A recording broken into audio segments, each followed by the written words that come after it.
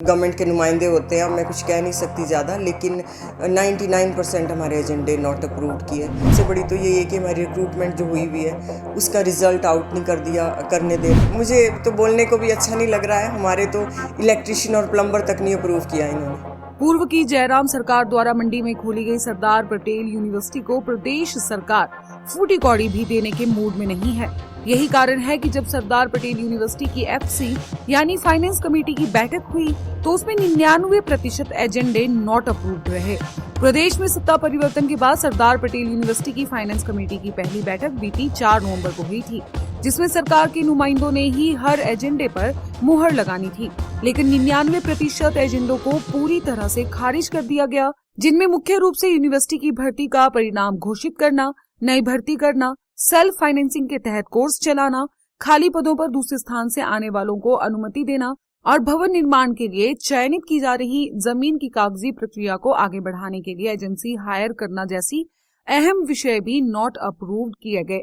University की प्रतिकुलपति professor Anupama Singh ने बताया कि 99% विषयों को नॉट अप्रूव्ड किया गया, जिससे अब यूनिवर्सिटी के सही संचालन में काफी ज्यादा दिक्कतें आ रही हैं। इन्होंने सरकार से यूनिवर्सिटी के सही संचालन में सहयोग करने की अपील की है। एफसी की मीटिंग हमारी फर्स्ट हुई जी 4 नवंबर को, और मतलब इस सरकार के आने के बाद 4 नवंबर को हुई, लेकिन बहुत से विषय उसमें ऐसे थे कि जो नॉट अप्रूव्ड रहे, ज़्यादातर नॉट अप्रूव्ड ही रहे। अब उसमें गवर्नमेंट के नुमाइंदे होते हैं, मैं कुछ कह नहीं सकती ज़्यादा, लेकिन 99% हमारे एजेंडे नॉट अप्रूव्ड किए।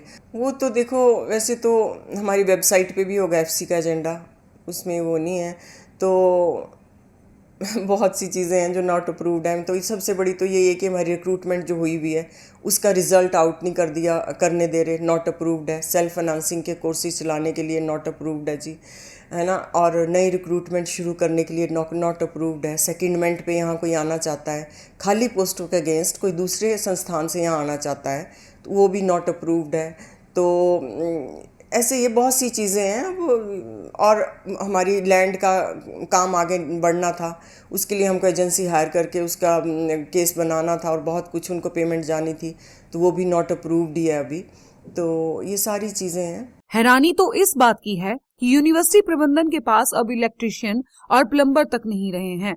इन्हें हायर करने से भी फाइनेंस कमेटी ने साफ मना कर दिया है। प्रतिकुलपति प्रोफेसर अनुपमा सिंह ने बताया कि इस बात का अधिक दुख है कि छोटी छोटी जरूरतों को भी अप्रूव नहीं किया जा रहा। आए दिन बिजली पानी से जुड़ी समस्याएं उत्पन्न होती रहती हैं, जिसके लिए इलेक्ट्रिशियन और प्लम्बर जैसी सुविधाओं का होना जरूरी है, लेकिन उन्हें भी अप्रूव नहीं किया गया है। इससे यूनिवर्सिटी में पढ़ने के लिए आने वाले बच्चों को ज्यादा परेशानी झेलनी पड़ रही है। छोटे काम तो ऐसे हैं कि मुझे तो बोलने को भी अच्छा नहीं लग रहा है, हमारे तो इलेक्ट्रिशियन और प्लम्बर तक नहीं अप्रूव किया इन्होंने।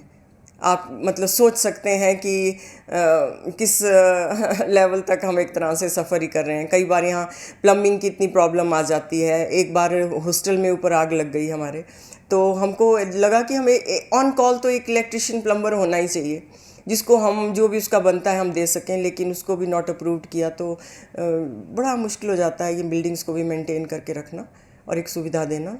बता दें कि सत्ता परिवर्तन के बाद से ही मंडी में पूर्व भाजपा सरकार द्वारा खोली गई सरदार पटेल यूनिवर्सिटी के दायरे को कम करके इसे छोटा करने का लगातार प्रयास किया जा रहा है। भाजपा इस बात को बार बार मुद्दा बना रही है, लेकिन प्रदेश सरकार यूनिवर्सिटी के सही संचालन की तरफ कोई ध्यान नहीं दे रही। यहाँ दी जाने वाली सुविधाओं को लगातार कम करने का कार्य किया जा रहा है। फेसबुक पर पोल स्टार हिमाचल का पेज लाइक करें और यूट्यूब पर हमारा चैनल सब्सक्राइब करना ना भूलें।